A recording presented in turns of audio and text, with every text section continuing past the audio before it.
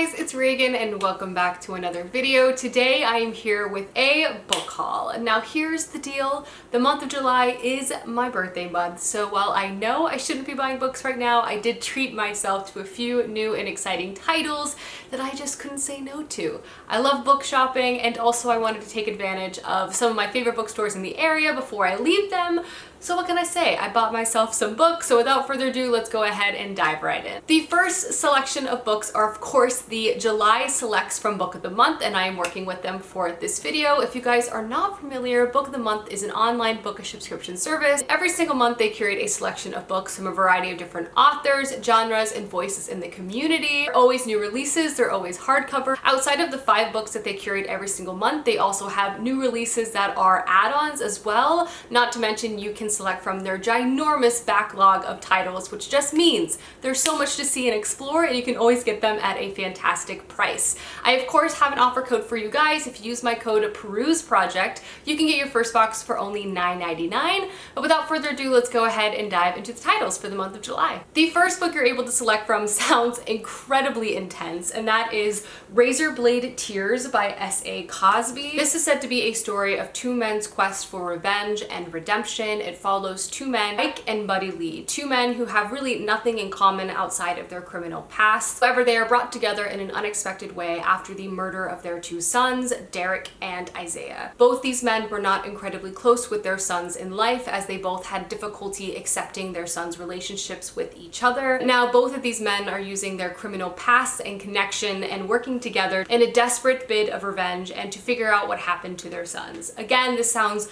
incredibly intense, almost like a thriller novel, but also a revenge tale. Like, this is going to touch on elements of sexuality and fatherhood. I've also heard really great things about this author, so looking forward to adding this to my shelf. Next selection sounds like an emotional journey, and that is The People We Keep by Allison Larkin. This follows our main character, April, and the story opens on her living in a motorless motorhome that her father won in a card game, and she is feeling lost. She doesn't feel very connected to anyone around her, she doesn't feel very connected with her family, and she doesn't really know what to do for the next step of her life. But one day she decides to basically borrow a car, pack up everything in her life, and just hit the road with no real plan or even destination in mind. She ends up in Ithaca, and when she arrives, her only plan is to really survive, but she picks up work at a local coffee shop, and there she begins to make connections she never really thought she would be able to have in her life, and quickly finds herself with really close friends and a newfound family around her. But she's also fearful that she will ultimately hurt them like she has been hurt in the past. As April moves through the world around her and she chronicles her life in the songs that she writes, she discovers that where she comes from does not necessarily have to dictate who she has to be. Again, this is said to be a lyrical and beautiful, unflinching story, as well as the fierce power of found family. I feel like this definitely might be a tearjerker, and I love a personal journey story and tale, so this just sounds lovely. Not to mention,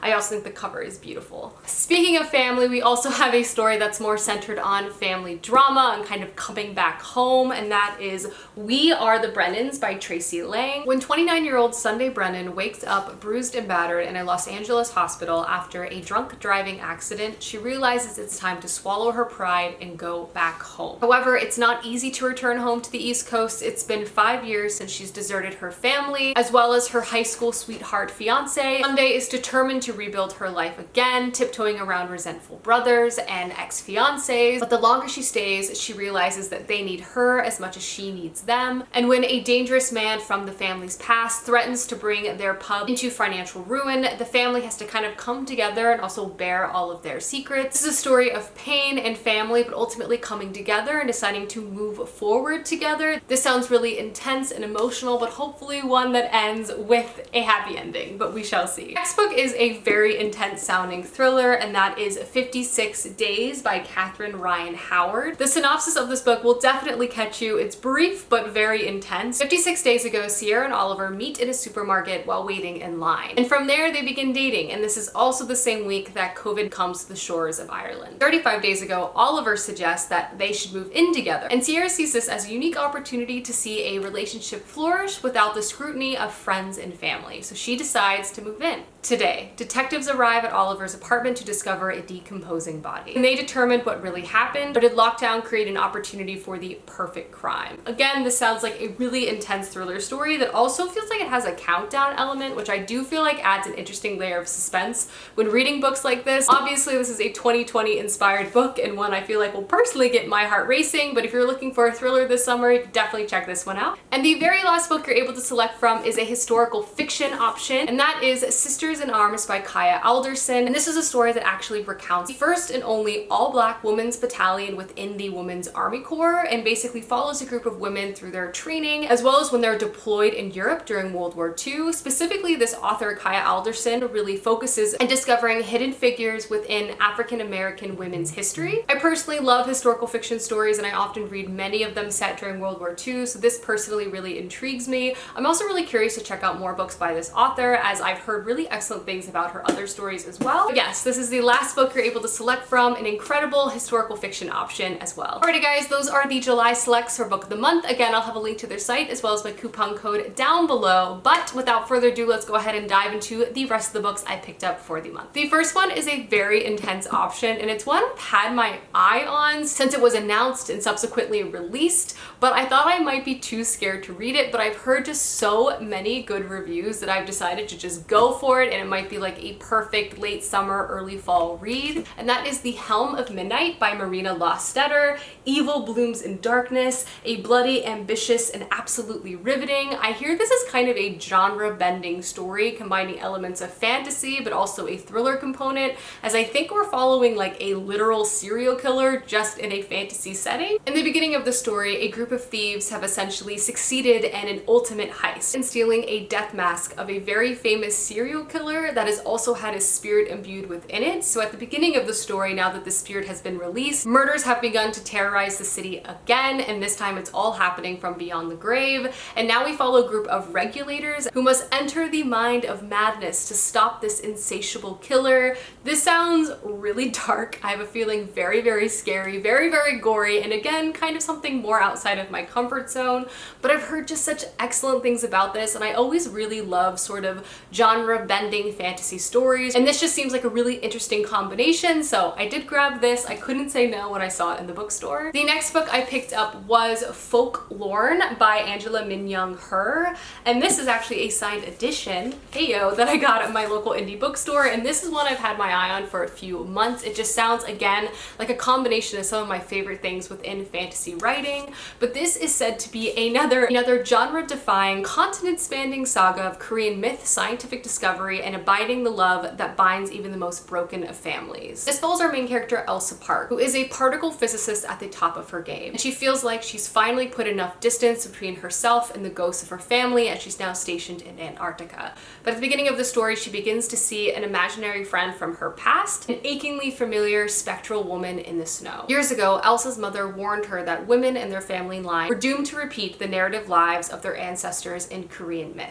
Elsa herself also faces a more earthly fate, mental illness and generational trauma that also run within her immigrant family. From there, our main character must leave her post in Antarctica and travel back to her family home in California. There, she must wrestle with ghosts, as well as kind of unraveling the secrets of her family's past, and a lot of that comes back to her mother's own writings and stories itself. This just sounds incredible. I feel like it's going to be emotional, centering family, but also combining things of Korean myth and legend and having elements of fantasy as well. It's also blurred by one of my favorite authors, and in general, I just feel like this story is going to be one that's going to really pack a punch, and I just couldn't leave it in the bookstore when I saw it, especially because it's signed. Next book I picked up is Malice by John Gwen. I'll be honest, I just could not help myself. I read The Shadow of the Gods by John Gwen last month and really enjoyed it, and ever since then I was like, well, I know he has an entire other fantasy series that everyone else really loves. Should I buy that now or should I wait?